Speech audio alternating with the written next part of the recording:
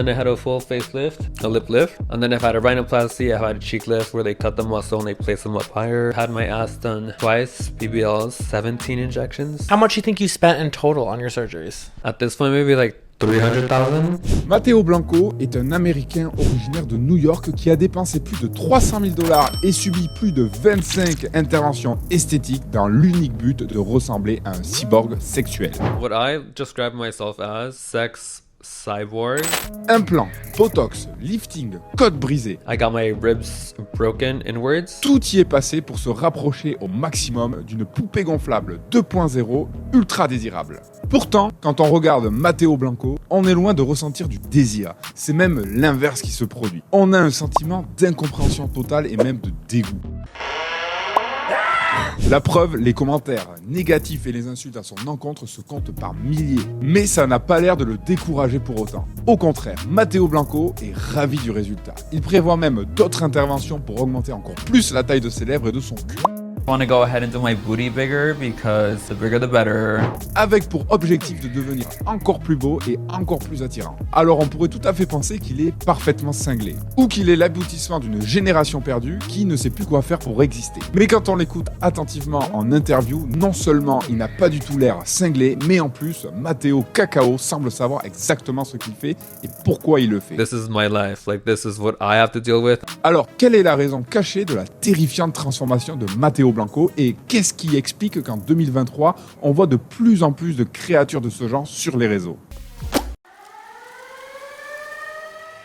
La première question à se poser, c'est comment est-ce possible d'arriver à un tel résultat? Parce que finalement, il y a tout un tas d'obstacles à surmonter pour arriver à une apparence pareille. Tout d'abord, le côté technique. Même si la médecine et la chirurgie ont beaucoup évolué, on se demande toujours quel chirurgien accepte de multiplier les interventions au risque de mettre la santé de son patient en péril. Car ce n'est pas un mythe, plus les interventions sont nombreuses, plus les ratés, les infections et les risques dus à l'anesthésie augmentent. Alors pour arriver à un tel niveau, il ne faut pas avoir peur de risquer sa vie et de confier son destin à des chirurgiens peu scrupuleux. Ensuite, et peut-être le plus important selon moi, il y a le côté psychologique. Vous avez déjà eu honte d'apparaître en public et de subir des moqueries parce que vous aviez un vieux bouton blanc sur la tête? Alors demandez-vous à quoi ressemblerait votre vie si 99% des gens que vous croisez dans la rue vous dévisageaient, se moquaient de vous et étaient prêts à vous cracher dessus sans hésitation.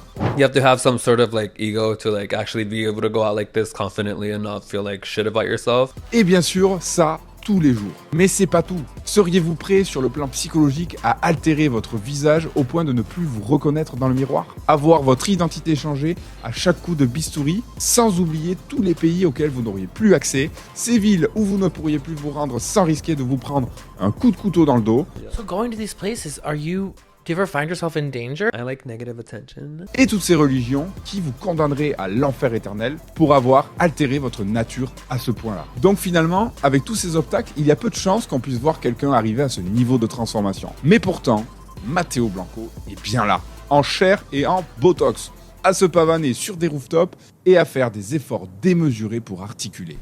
Oh my god.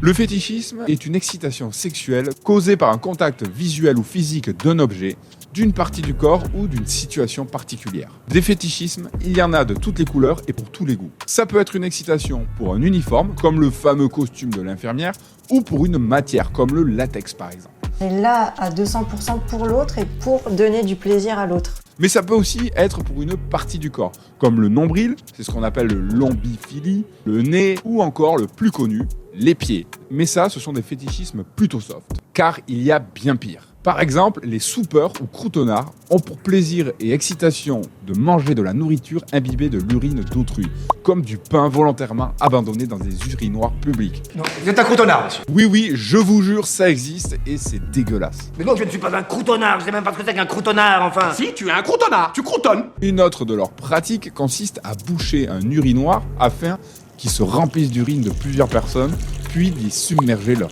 pénis à l'intérieur. Ce qui a donné l'expression faire trempette. D'autres encore, qu'on appelle les scatophiles, ont l'idée saugrenue d'impliquer des excréments dans leur ébat sexuel. No, God, please, no. D'ailleurs, toute une génération se souvient encore de Two Girls One Cup, cette vidéo virale qui avait tourné dans tous les lycées de France dans les années 2000.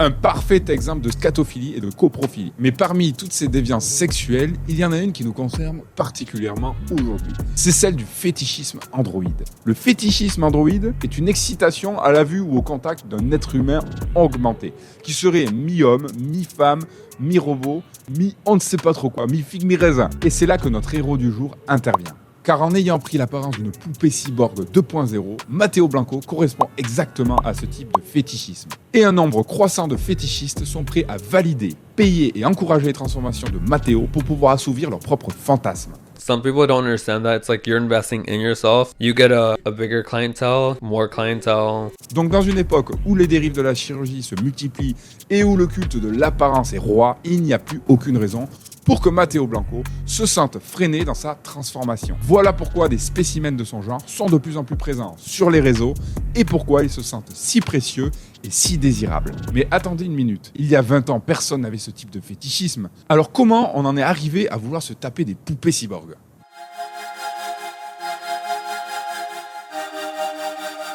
Il y a 25 ans, lorsqu'on voyait les énormes meules de Lolo Ferrari pour la première fois, on hallucinait. On se demandait mais comment on pouvait arriver à ce niveau de transformation physique. Et à l'époque, le seul moyen de voir des personnes de ce genre, c'était sur un plateau TV. Puis, Internet est arrivé et tout est devenu plus accessible, y compris le porno. Les sites, les contenus X se sont multipliés et les gens ont commencé alors à se désensibiliser. Il a fallu donc pallier cette désensibilisation et créer de nouvelles stimulations. Le porno a dû se diversifier et se montrer créatif pour satisfaire un public surtout masculin et toujours plus exigeant. On a alors vu débarquer au fil des années des concepts et des hashtags totalement what the fuck. La catégorie fétichisme n'a jamais été aussi variée et surprenante qu'aujourd'hui. Et si certains hommes se contentent de vidéos gratuites ou de petits abonnements à des sites fétichistes ultra nichés, d'autres plus fortunés et plus aventuriers sont prêts à signer de très gros chèques pour réaliser ces nouveaux fantasmes. Voilà pourquoi des hommes biberonnés à la pornographie sur internet et à la quête de nouveaux délires veulent aujourd'hui à tout prix se taper des cyborgs. Maintenant, imaginez ceci. Vous pourriez être tenté de penser que Matteo Blanco, avec son style de poupée cyborg, est une aberration, quelque chose qui ne devrait tout simplement pas exister. Mais prenons un instant pour réfléchir. Et si Matteo Blanco avait compris quelque chose d'essentiel que beaucoup ignorent ? En répondant au fantasme délirant de la poupée cyborg, il réussit à conquérir les réseaux, à captiver une foule de fous furieux fortunés et à se hisser très haut dans la hiérarchie sociale pour vivre sa meilleure vie. Pendant ce temps, de votre côté, vous ne comprenez pas comment cette absurdité de la nature obtient autant d'admiration, alors que vous, qui a priori correspondez à tout ce que la société décrit comme moralement bien, vous avez un bon job, des amis, vous êtes psychologiquement stable et avez un physique dans la moyenne, eh bien pour vous, c'est le calme plat. Personne ne s'intéresse à vous. Et vous avez la terrible sensation qu'il vous faut lutter encore et encore pour sortir du lot et captiver l'attention des filles. Mais si je vous disais qu'il existe un moyen de vous inspirer de la stratégie de Matteo Blanco pour attirer l'attention et faire naître du désir chez les femmes rapidement. Et ça, sans devenir un cyborg sexuel, ni faire des cochonneries devant des milliers de personnes. Selon vous, quel est le point commun entre Colin Von Moger, Johnny Depp et Patrick Bateman ? A priori, pas grand-chose. Mais si on s'intéresse à leur apparence, un détail saute aux yeux. Ils correspondent tous à un archétype masculin bien particulier. Pour Colin, c'est le bodybuilder. Johnny Depp, c'est le rocker. Et pour Bateman, c'est le golden boy. Il faut comprendre qu'un archétype correspond à un cliché masculin. Vous connaissez tous le cliché du surfeur. Le mec qui a les cheveux longs, qui est blond, bronzé, musclé. Eh bien, l'archétype, c'est exactement ça. Ça correspond à un profil d'une personne qui aurait une apparence et des comportements bien distinctifs. Et devinez quoi ? L'être humain, y compris les filles, adore mettre les gens dans des cases, dans des catégories. Alors, lorsque vous répondez à un archétype spécifique, certaines filles vont vous attribuer automatiquement des caractéristiques, c'est-à-dire des qualités, liées à votre archétype. Par exemple, si une fille apprécie la virilité, la dominance, le côté rebelle chez un mec, elle réagira très positivement à un archétype bad boy. Tout simplement parce qu'il envoie tous les signaux associés à ses comportements. Et c'est pas tout. En répondant à un archétype particulier, vous vous détachez de la masse. Vous n'êtes plus cet homme lambda qui correspond à 90% de la population, qui porte les mêmes vêtements, la même coupe, le même style et qui suit la mode comme tout le monde. Vous révélez votre personnalité, vous n'avez plus besoin d'attendre obligatoirement de rentrer dans des conversations profondes pour dévoiler qui vous êtes. Vous révélez plus rapidement votre personnalité, vos centres d'intérêt et vos passions. Et donc, vous facilitez la prise de contact. Vous attirez plus facilement des filles qui vous correspondent. Si vous adorez les expositions et que vous écoutez principalement de la musique classique, par exemple, il y a peu de chances que vous connectiez avec une junkie qui passe ses week-ends dans des rave parties. Donc, en incarnant un archétype spécifique, vous séduisez plus facilement des filles qui sont naturellement attirées par cet archétype. Donc, vous luttez moins pour séduire des filles qui ne vous correspondent pas et vous donnez même à celles qui le veulent le prétexte de faire le premier pas. Maintenant, comment choisir son archétype ? Pour ça, vous devez être cohérent avec votre personnalité. Car incarner un archétype, ce n'est pas s'inventer une vie, ni se bâtir une apparence qui ne vous correspond pas, mais faire de votre extérieur un prolongement de votre intérieur. Prenons un exemple. Si vous aimez le rock, C'est ça le rock. et que vous vous sentez l'âme d'un rebelle, l'archétype d'Andy chapeau melon et canne en bois vous fera sans doute passer pour un con. Maintenant, enfilez un perfecto, portez 2-3 bagues et voyez comment vous vous sentez. Ça sera probablement beaucoup mieux adapté. Et c'est avec le temps que vous pourrez peaufiner votre style, vos vêtements et vos accessoires. Donc, en adoptant un archétype calqué à votre personnalité, vous ciblez davantage des filles qui vous correspondent et vous devenez beaucoup plus attirant pour elles. Exactement à la manière d'un Matteo Blanco qui attire naturellement des hommes fétichistes et détraqués, prêts à dépenser des fortunes pour se taper un cyborg.